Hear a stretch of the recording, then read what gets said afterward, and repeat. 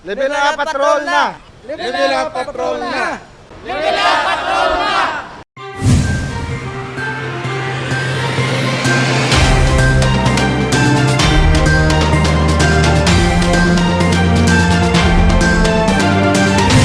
Mayor Jerry Treñas magapatuman sang mas istrikto nga pagsulundan kasunod sa pagtaas sang kaso sang COVID-19 sa Iloilo City. Sa datos sang Iloilo City Epidemiology Surveillance Unit, may 105 ka mga nagatrabaho sa isa ka business process outsource company nga nagpositibo sa COVID-19 humalin Marso 17 tubtob 19. 70 sa mga ini taga syudad sang Iloilo kag 35 ang taga probinsya sang Iloilo. Ginpatuman na ang temporary lockdown samtang padayon ng contact tracing kag swab test. May duha ka mga ginasundan nga rason kung paano naglapta ang infection sa mga empleyado sang BPO. Ang isa din nga ginaistorya, nagkanto kuno sila sa Guimaras kag nag-team building. Kag sa 16 sa ila nga nagkanto sa Guimaras, daw pilagin sa ila nag-positive, no? Ang isa pa gid, may mga occasions nga nagasulod sila sa opisina nila. Gabatsyag na bala, dason check up sa ila nurse or doctor sa opisina nila. Amo na siguro ginasuggest na gid lang kung nagakataro ka, gaubo ka, may flu-like symptoms ka, hindi na lang gid magsulod sa opisina mo. Pauwi ka na lang anay sa balay mo hasta mag-ayo mo pamatyag. Bangod sang nagasaka nga COVID-19 cases sa Iloilo City, igapatuman sang alkalde ang mas istrikto nga pagsulundan. Pila diri amo ang limitasyon sa mga ginapatigayon nga kahiwatan.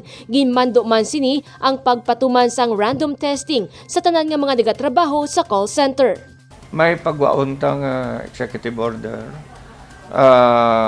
ang aton for event 50% of the capacity or not more than 80, whichever is lower, no?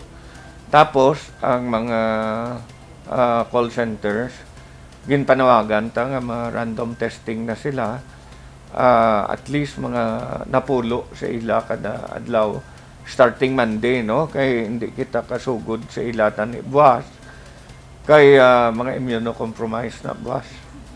Tibudlay maghalo pagid sila upod sa mga immunocompromised. Kay mga immunocompromised kag mga pregnant kag ang mga iban pang amo na nga category usually kalabanan gid ga positive. Sa bahin naman sang nagapadulo nga mga aktibidad kag festival sa syudad, tanan nga opsyon ang subong ginaistoryahan. Para sa alkalde, kinahanglan nga mangin proactive subong nga nagadamo ang kaso sang COVID-19. Ginpabutyag man ni Mayor Treñas nga hindi na kinahanglan pa ilisan ang quarantine status sang Iloilo City nga subong nakapaidalom pa sa modified general community quarantine.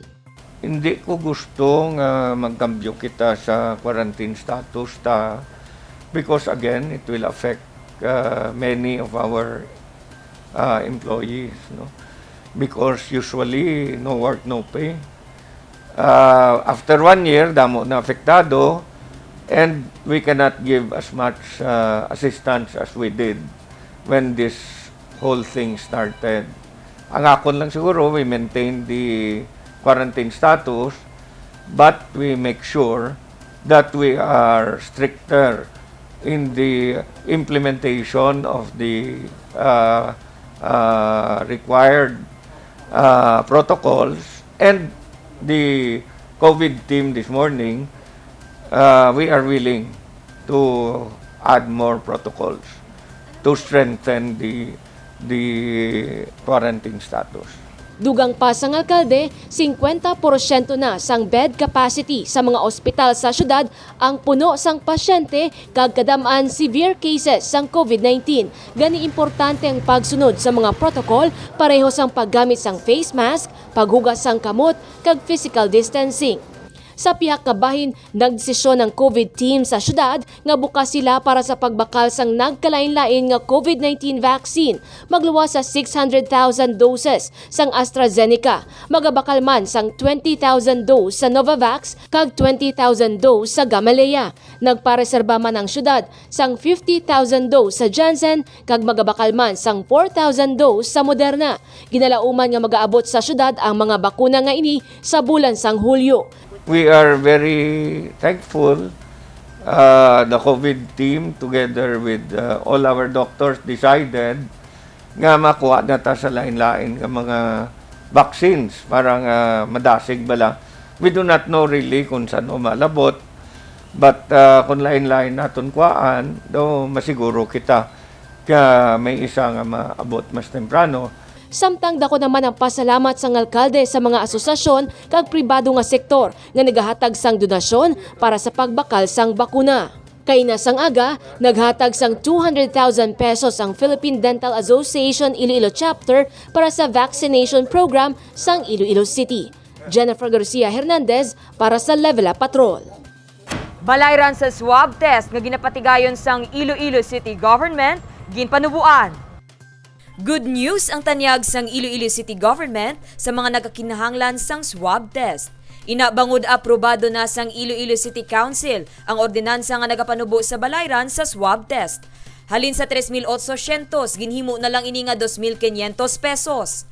Sinila nga aga, ginpirmahan sang alkalde ang Tax Ordinance No. 2021-216 sa temporaryo nga pagpanubo sang bayad sa swab testing sa Uswag Molecular Laboratory.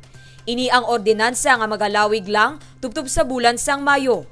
Para lang ni 2 ka bulan, but we're looking at the next 2 months. Nga basib lang magsaka mga kaso. So, we're making this easy for everyone. Bukas ang pagpatigayon sang swab testing sa tanan para sa mga magabiyahe kag nagakinahanglan sang RT-PCR test o kung naka-close contact sa COVID-19 positive. For anything. Why tourism, kung gina-verify mo, kay galain matiyag mo, close contact, it will be open for everyone. Ang swab testing ang ginapatigayon sa Jubilee Hall. Dane Raffles para sa Level Up Patrol. Task Force on Moral Values and Formation may paandam sa mga computer shops kag mga establishmento nga nagapasulod sa mga menor de edad sa tion sang curfew. Nagpaandam ang Task Force on Moral Values and Formation sa mga establishmento, kaangay na lang sa mga computer shops, mga kalanan kag iban pa sa syudad nga nagapasulod sa mga menor de edad sa tion sang curfew. Sa inspeksyon nga ginpatigayon sang talatapan, natukiban nga wala nagasunod sa minimum health protocol ang pila ka mga computer shop kasubong sa pagsuksok sang face mask kag face shield.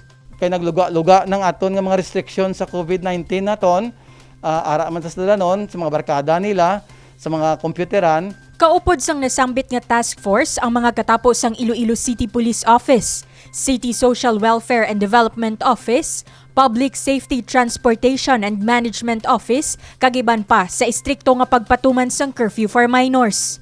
Paandam ni Kanong, may nagakaigo nga penalidad sa mga computer shops kag mga kalanan sa tion madakpan ini nga nagapasulod sa mga menor de edad halin alas 8 sa gabi tubtob alas 4 sa kaagahon. Una bali nga may matabo nga may makuha ang kabataan sulod sang ila bali nga premises, may warning lang istorya. Ikaduha bali nga pagbayular nga makuha gyapon may mga kabataan gyapon 5,000 nga penalidad sa ila sang aton nga ordinansa. Ikatlo nga matabo pagid nga sige gyapon ang ila pasulod sang kabataan despite na sang curfew hours, may ara bali nga pagka pasira sang ila negosyo sang ila establishmento sang hindi manubo 3 ka adlaw. Sunod pagid sa ikaapat kung tig-a pagid nga padayon gyapon 5 ka adlaw nga pagpasira sa ila negosyo. Kung sa ikalima bali nga tinion nga makuha gyapon ang kabataan sulod sang ila establishmento, permanent nga closure kag pag-revoke sang ila bali nga business permit sang aton bali halang don nga mayor. Pangabay ni Kanong sa mga establishmento nga magkooperar man agud malikawan ang anuman nga penalidad. Panawagan man sini sa mga ginikanan, hindi na pagpagwaon pa ang mga kabataan sa 10 oras sang kagabihon. Matandaan, kapin 52 ka mga minor de edad ang na-rescue sa una nga gabi isang pagpatuman sang istrikto nga curfew for minors. Divine Singh para sa Level Up Patrol.